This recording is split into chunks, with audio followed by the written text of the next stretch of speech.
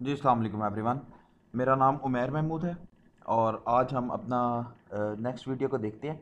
Last video में हमने देखा था किस तरह हम कंसोल पे इनपुट लेते हैं और किस तरह उसको हैंडल करते हैं। आज हम उसके कुछ प्रैक्टिस क्वेश्चंस करते हैं।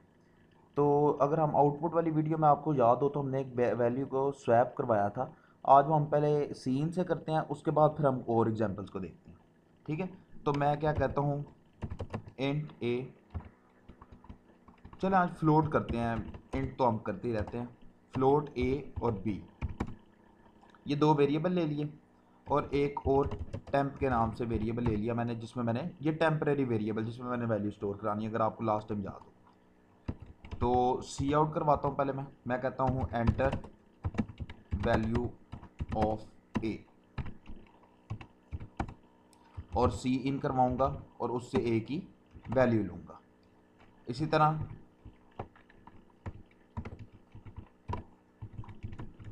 एंटर वैल्यू ऑफ बी, और यहाँ मैंने इनपुट ले ली दोनों की।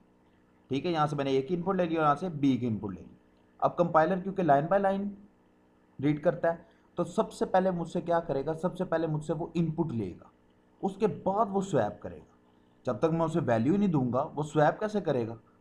ठीक है, तो स्वैपिंग का मैंने क्या पढ़ा था कि टेम्परेरी वेरिएबल है, उसमें मैं सबसे पहले क्या करूंगा, ए की वैल्यू को सेव करवा लूंगा। ठीक है, अब उसके बाद मैंने क्या किया, अच्छा अब मैं यहाँ क्या करूँगा, ए इज इक्वल टू बी करूँगा, क्योंकि ए की वैल्यू मेरे पास सेव हो चुकी है और बी की वैल्यू मैंने क्या किया, ए में स्टोर करवा दिया। ठीक है, और उसके बाद अब मैं क्या करूँगा, B is equal to temp कर दूंगा। ठीक है, ये स्टेप आप ध्यान से देखें। सबसे पहले ए की वैल्यू टेम्प में गई, ये टेम्परेरी वेरिएबल में मेरे पास ए की वैल्यू सेव हो गई है। अब मैंने बी की वैल्यू में ए में रखवा दिया, ए की वैल्यू ओवरराइट हो गई है, कोई मसला नहीं। क्यों? क्योंकि ए की वैल्यू मेरे पास टेम्प में ऑलरेडी पड़ी है, और उसके बाद जो टेम्प में ए की वैल्यू पड़ी थी वो बी में आ गई है। इस तरह से वैल्यू जो है वो स्वैप हो गई है। ठीक है, अब मैं यहाँ इसको सी आउट करवा लेता हूँ। The value of A after swapping,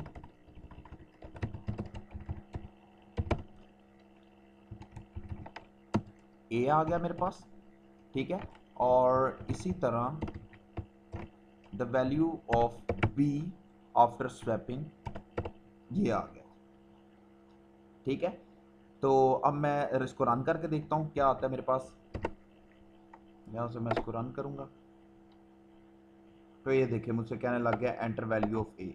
तो क्योंकि ये फ्लोट टाइप है तो मैं इसको वैल्यू देता हूँ 43.52।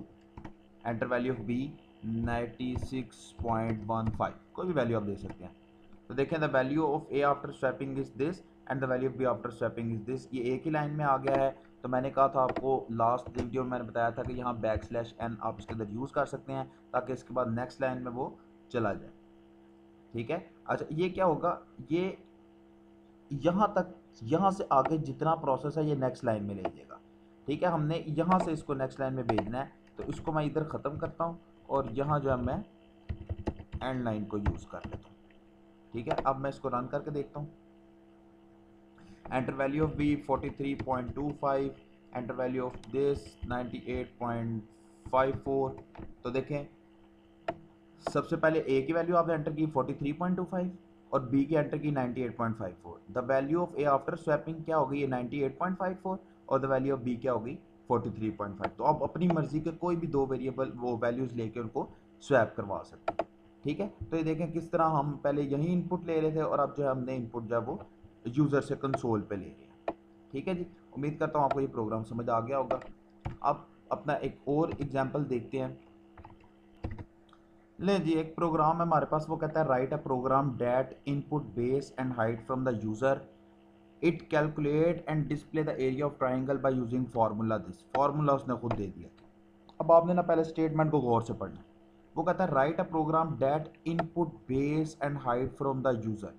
इसका सेम मतलब हो गया कि हमने बेस और हाइट दो वेरिएबल लेने हैं और उनकी इनपुट किससे लेनी है, यूज़र से।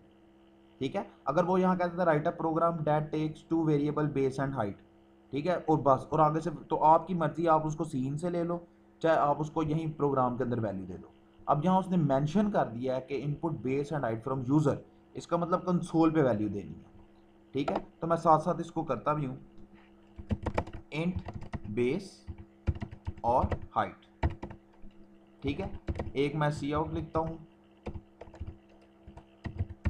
एंटर बेस ऑफ ट्राइंगल, और सी इन ले लूँगा किसके अंदर, बेस के अंदर। उसके बाद सी आउट,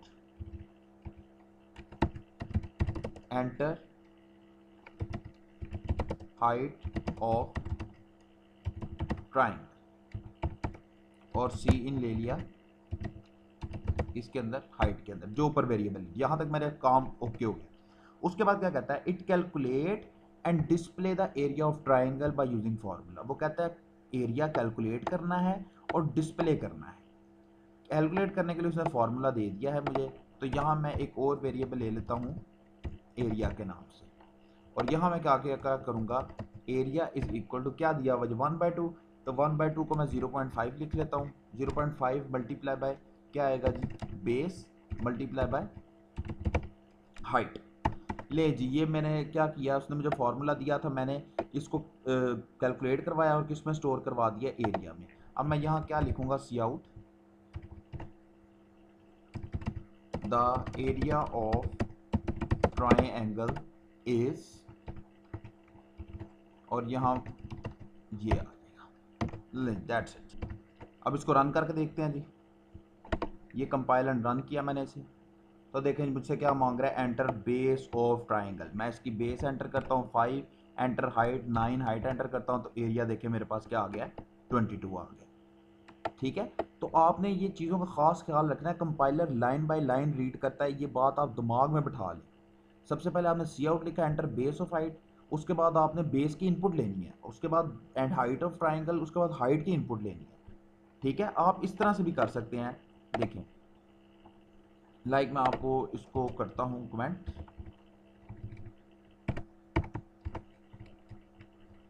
आप यहां इकट्ठी इनपुट भी ले सकते हैं। इधर सी आउट करें, enter base and height of triangle. ठीक है जी, सी इन बेस हाइट। ठीक है, अब रन करके देखते हैं क्या कहता है जी। तो देखिए क्या कह रहा है, enter base and height of triangle, और ब्लिंक कर रहा है। आपने क्या करना है, सबसे पहले इसको बेस देनी है, जो कि नीचे आप देखें सीन में क्या लिया हुआ आपने, सबसे पहले बेस, आपने यहाँ बेस एंटर की 7, उसके बाद देखिए फिर ब्लिंक कर रहा है, क्यों, क्योंकि आपने देखें एक और सीन दिया हुआ है। तो यहाँ आपने एंटर किया 9, तो अब देखें एरिया ऑफ ट्राइंगल आपने कैलकुलेट करके देख दिया। ठीक है, तो आप इसी तरह एक लाइन के अंदर भी इनपुट ले सकते हो। अगर यहाँ और भी 4-5 वेरिएबल्स होते, लाइक सपोज इधर ए बी सी इस तरह वेरिएबल्स होते, तो आप एक ही लाइन के अंदर उनको इनपुट करवा सकते थे, बी सी। ठीक है, तो इस तरह से आप लोग एक ही लाइन के अंदर मल्टीपल इनपुट्स करवा सकते हो। तो देखें 4 लाइन का कोड ये 2 लाइनों में आ गया।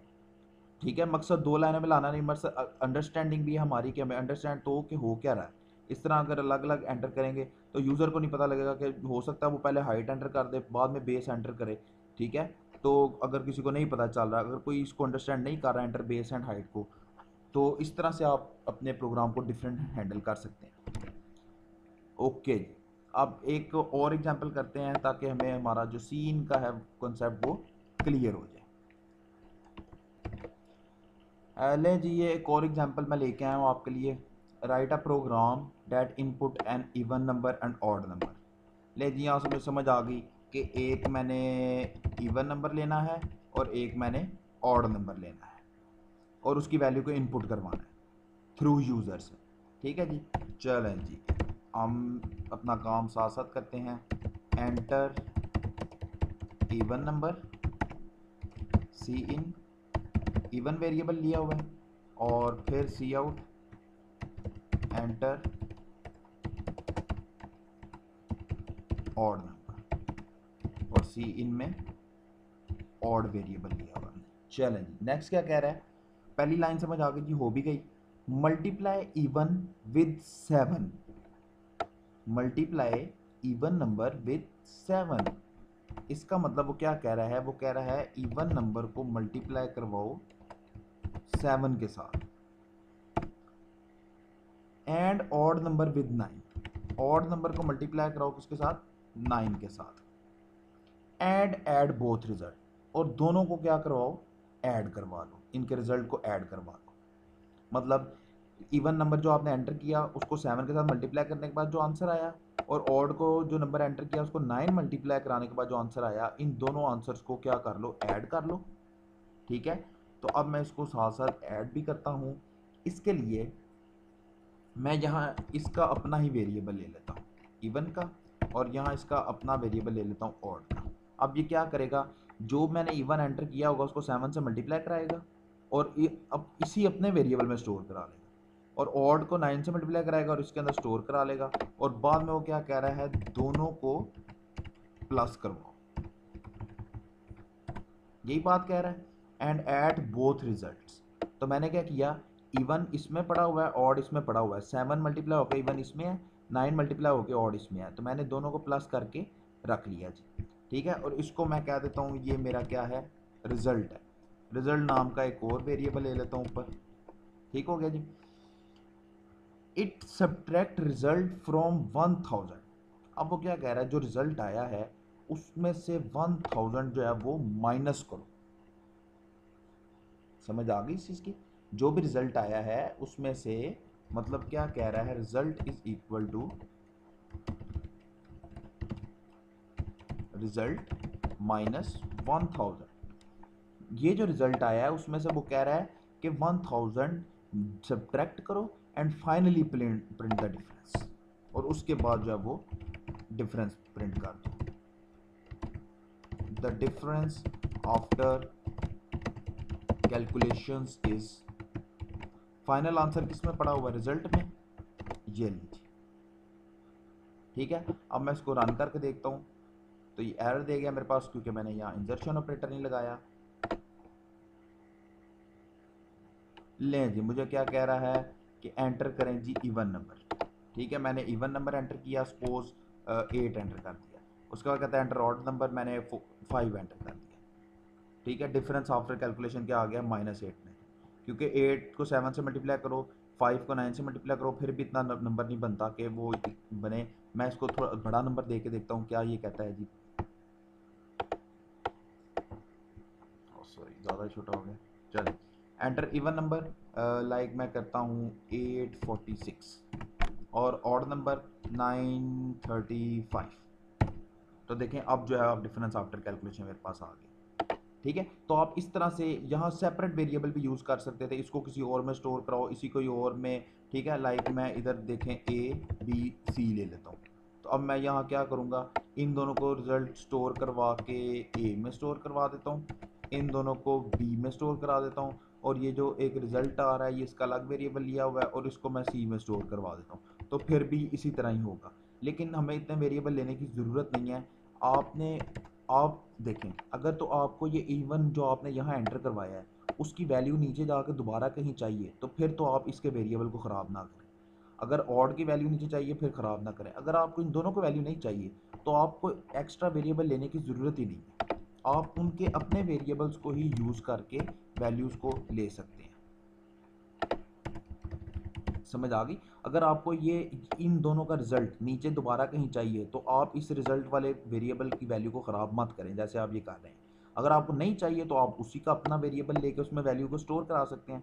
ठीक है, जो रिजल्ट में पहले से वैल्यू पड़ी होगी उसमें से 1000 माइनस होगा, और वो इसके अंदर जो वैल्यू है वो ओवरराइड करके वो स्टोर करवा देगा। तो इस तरह से आप सेल्फ वेरिएबल को भी यूज़ कर सकते हैं। ठीक है, तो ये हमारी इनपुट की कुछ एग्जांपल्स थी। खुद भी आप अपने तौर पे भी कुछ टेम्परेचर लें डिफरेंट किस्म के, उनको किसी दूसरे टेम्परेचर में कन्वर्ट करने की कोशिश करें। टेम्प का लास्ट टाइम मैंने कहा था without using third variable values को स्वैप करें। ठीक है, और भी रिवर्स में किसी तरह नंबर्स को पुट कराएं, लाइक मैं 3 to 1 पुट करता हूँ, वो आंसर में मुझे 1 to 3 इस तरह से इनपुट करवाए। ठीक है, आप लोग डिस्टेंस एंटर करके किलोमीटर से उसको मीटर में कन्वर्ट करें। तो इस तरह के डिफरेंट एग्जाम्पल्स आप अपने तौर पर कर सकते हैं। ठीक है, thank you so much. Channel को सब्सक्राइब कर लें, बेल आइकन को प्रेस कर लें ताकि नेक्स्ट कोई भी वीडियो अपलोड हो तो आपको उसका नोटिफिकेशन आए। Thank you so much, take care.